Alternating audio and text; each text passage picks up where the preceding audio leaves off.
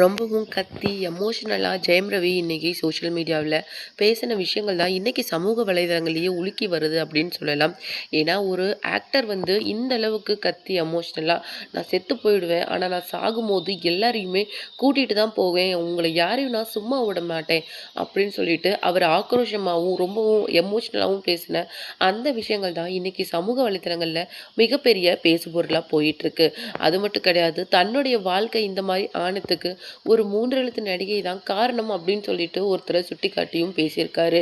இந்த அளவுக்கு தன்னை வன்முறையில் இறங்குற மாதிரி செஞ்சிட்டாங்க, ஆனால் அவங்க இன்னைக்கு நல்லா இருக்காங்க அப்படிங்கிற மாதிரி இன்னைக்கு நிறைய விஷயங்களை இன்னைக்கு கொட்டி பேசியிருக்காரு ஜெயம் ரவி. அது மட்டும் கிடையாது, என்னை புரிஞ்சுக்கிட்ட ஒரே ஒரு பொண்ணு தான் இருந்தா, ஆனால் அவளையும் உங்களால் முடிஞ்ச அளவுக்கு இங்கேருந்து விரட்டிட்டீங்க அப்படின்னு சொல்லிட்டு கெனிஷா பிரான்சிஸ் வந்து தமிழகத்தை விட்டு வெளியேறினதுக்கு காரணமானவங்களை சுட்டிக்காட்டியும், அது மட்டும் கிடையாது, தன்னுடைய வாழ்க்கை இந்த அளவுக்கு மோசமாக போனதுக்கு காரணமானவங்களை பற்றியும் நிறைய விஷயங்களை ரொம்ப ஓப்பனாக பேசியிருக்காரு ஜெயம் ரவி.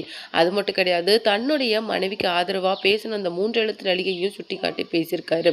இந்த அளவுக்கு ரொம்பவும் எமோஷனலாக ஒடிஞ்சு பேசியிருக்கிற ஜெயம் ரவிக்கு ஆதரவாக தான் இன்னைக்கு கார்த்திக் பேசியிருக்காரு. ஆக்டர் கார்த்திக் பேசின விஷயங்களை தான் நாம் இந்த வீடியோவில் டீட்டெயிலாக பார்க்க போகிறோம். வீடியோக்குள்ளே போகிறதுக்கு முன்னாடி நீங்கள் நம்ம சேனலுக்கு புதியவராக இருந்தால் மறக்காமல் சிபி ட்ரெண்டிங்கை சப்ஸ்கிரைப் பண்ணி ஃபாலோ பண்ணிக்கோங்க. வாங்க வீடியோக்குள்ளே போகலாம்.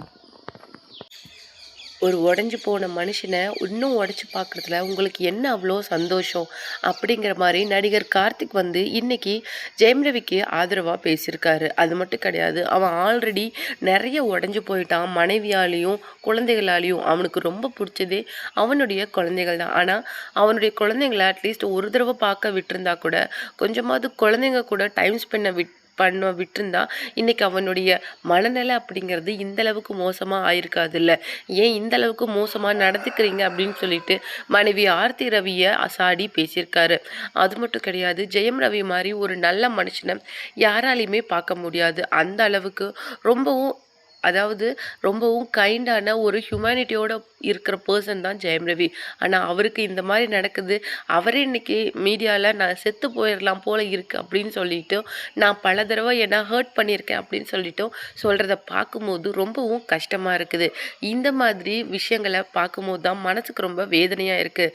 ப்ளீஸ் ஜெயம் ரவி, இந்த மாதிரி நீ சொல்லாத, உனக்கு எப்போவுமே சப்போர்ட்டிவாக நாங்கள் இருக்கிறோம்.